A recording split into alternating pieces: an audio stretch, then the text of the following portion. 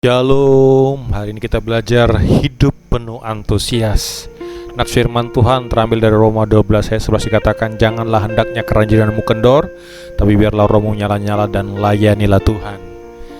Hari ini kita bicara tentang bagaimana kita boleh menyala-nyala di dalam kehidupan kita, atau bahasa lainnya antusias. Tapi seringkali dalam realita kehidupan ini bisa saja kerajinan atau semangat kita itu mengalami kendur. Ya, arti kata kendur itu melemah, tidak erat, tidak kuat. Contoh barang yang kendor, pita kaset, rantai sepeda jika kendor tidak bisa berfungsi dengan baik. Firman Tuhan mengingatkan agar kita jangan kendor. Karena jikalau kehidupan kerohanian kita kendor, maka kita tidak akan pernah bisa maksimal.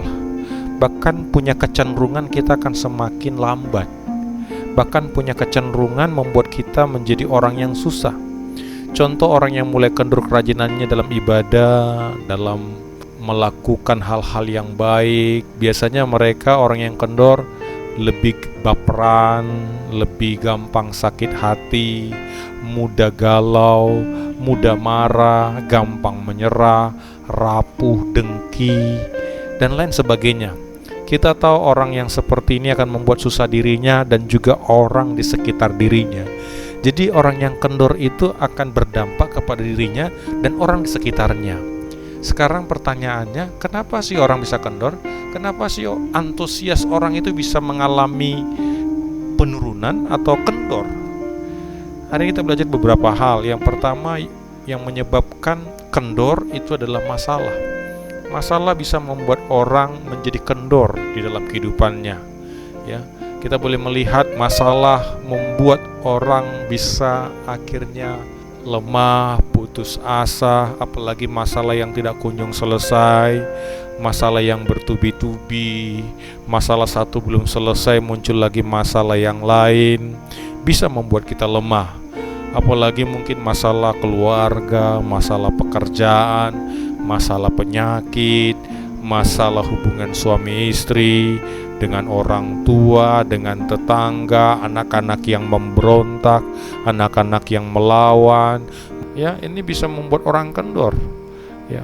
Yang kedua yang membuat bisa kendor adalah ketika ada harapan-harapan yang belum terjawab, doa-doa yang belum dijawab Tuhan. Seringkali mungkin sudah berdoa, sudah bergumul, berpuasa bertahun-tahun tapi belum dijawab oleh Tuhan. Itu bisa membuat kendor, bisa membuat patah semangat, bisa membuat kita tidak bahagia. Yang berikutnya, kecewa. Kekecewaan seringkali membuat orang patah semangat. Kita boleh melihat beberapa orang di awalnya begitu antusias, tapi karena mungkin tidak dihargai, ada kekecewaan dalam hatinya, akhirnya mulai mundur. Istri yang kecewa dengan suaminya, jemaat yang kecewa dengan gerejanya, pendeta yang kecewa dengan jemaatnya, suami yang kecewa dengan istrinya. Kekecewaan bisa membuat orang kendor. Mungkin kurang dihargai idenya. Di perusahaan juga mungkin dia sudah berusaha memberi yang terbaik tapi tidak dihargai, malah orang yang dapat promosi padahal dia sudah lakukan yang terbaik. Di depan matanya dilihatnya mungkin temannya dalam tanda kutip menjilat untuk bisa naik, sementara dia sudah melakukan dengan baik, jujur, tapi malah yang dapat promosi, yang naik jabatan adalah temannya. Di sekolah, di kuliah, di mana saja, ketika kita melihat ketidakadilan, melihat ada banyak hal tidak sesuai dengan harapan kita, kita bisa kecewa dan itu membuat kita bisa patah semangat, bisa membuat kendor. Yang berikutnya yang bisa membuat kita kendor adalah kesibukan. Hati-hati dengan kesibukan. Bahkan kesibukan yang dalam tanda kutip rohani pun bisa membuat kita kendor sejatinya. Ya, ada orang sibuk ngurus berkat Tuhan sampai dia lupa dengan pemberi berkat. Ya, ada orang sibuk dengan pelayanan sampai dia lupa dalam banyak hal. Sibuk juga tidak selalu berbicara tentang hal yang baik. Bahkan bahasa Inggrisnya dikatakan sibuk itu adalah busy, artinya be under Satan yoke. Ya, di bawah kuk setan. Ini bisa membuat kita kendor, bisa membuat kita lemah semangat kita. Dan ketika kita tahu masalahnya, kita akan cari solusinya. Bagaimana supaya kita kembali bersemangat, antusias? Yang pertama, tentu itu selalu berbicara tentang relasi kita dengan Tuhan, rajut hubungan kita dengan Tuhan. Matius 11 ayat 28 sampai 29 dikatakan, marilah kepadaku kamu yang berletih lesu dan berat, aku akan memberikan kelegaan kepadamu. Kita tahu, kita orang percaya itu harus melekat dengan Tuhan. Kita ini seperti HP, semahal manapun HP, tapi ketika lowbat, dia harus dicas. Ketika kita kendor, sebenarnya yang pertama perlu kita lakukan adalah bagaimana kita merajut kembali hubungan kita dengan Tuhan.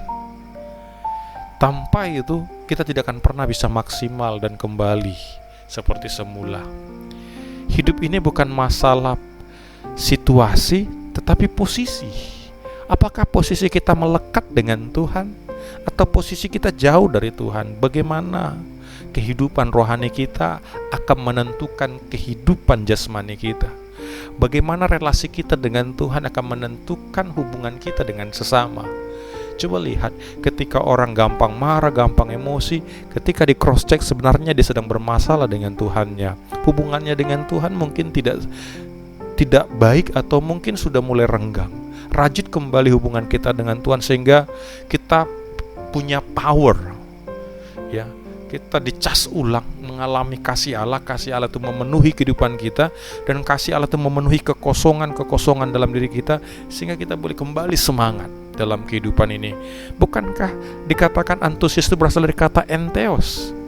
En itu di dalam, theos itu Tuhan. Berarti ketika kita dalam Tuhan, artinya posisi kita yang paling penting bukan keadaannya. Apapun keadaannya, tapi kalau kita posisinya tepat, kita mampu menjadi orang yang antusias.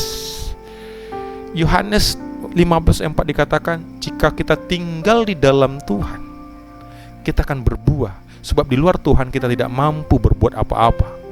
Artinya, kita melekat dengan Tuhan, kita mengandalkan Tuhan. Jangan pernah berusaha jauh dari Tuhan. Bagaimana supaya kita semangat, antusias? Mari kita rajut kembali hubungan kita dengan Tuhan, ya. Komunikasi lewat doa, lewat ibadah kita kepada Tuhan. Yang kedua, bergaul dengan orang yang semangat, dengan anak-anak Tuhan.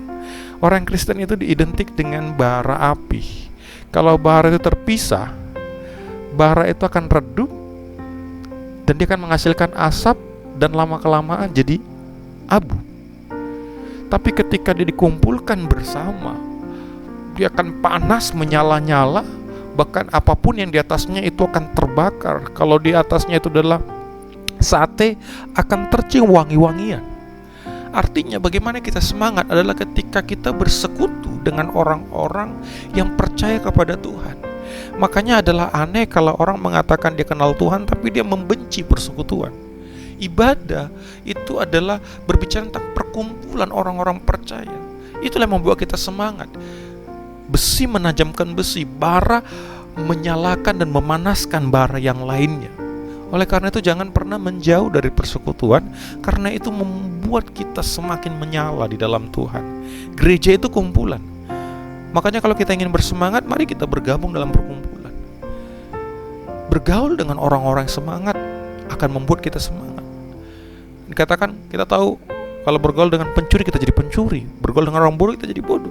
Bergaul dengan orang yang semangat, orang yang di dalam Tuhan, kita pun akan menjadi orang yang semangat dalam Tuhan. Sehingga ketika kita semangat, pasti pekerjaan kita maksimal, pasti akan berdampak di keluarga. Coba kalau istrinya semangat, suaminya semangat melayani, semangat melakukan fungsinya masing-masing, pasti keluarga itu diberkati Tuhan. Pasti hubungannya akan lebih bagus lagi, pasti lebih bahagia, pasti lebih diberkati Tuhan. Biarlah kiranya kita menjadi anak-anak Tuhan yang antusias di dalam Tuhan. Tuhan Yesus memberkati. Amin.